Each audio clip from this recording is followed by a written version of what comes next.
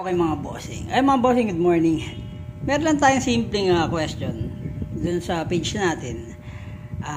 Ang sabi nga, bakit daw hindi na pwedeng lagyan ng equalizer si AC 2005N? Kasi wala nga daw equalizer input at ganyan. Sabi ko, ganito kasi siguro ang reason is kasi doon sa circuitry niya, doon sa kanyang design, meron na siyang built-in digital processor.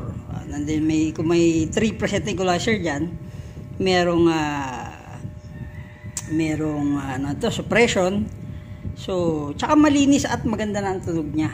Kung sa gagamitin mo, halimbawa malakas ang tugtugan, pang mid-high, hindi mo na kailangan siguro magtimpla. Pero, o kaya magtitimpla ka doon lang sa equalizer ng mixer mo.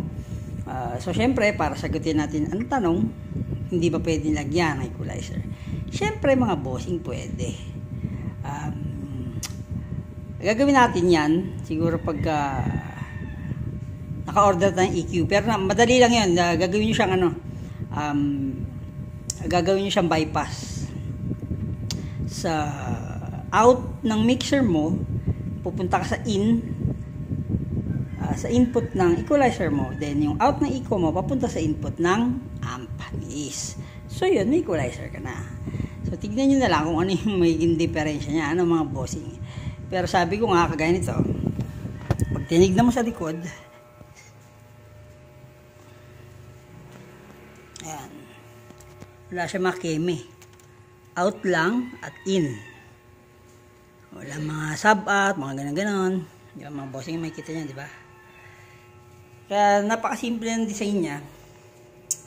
Napakasimple ng pagkakagawa. Pero, sabi ko nga, sulit.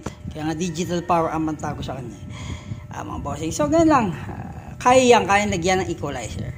Pero depende sa inyo, mga bossing. Ano pang gagawin natin? Let's rock and roll.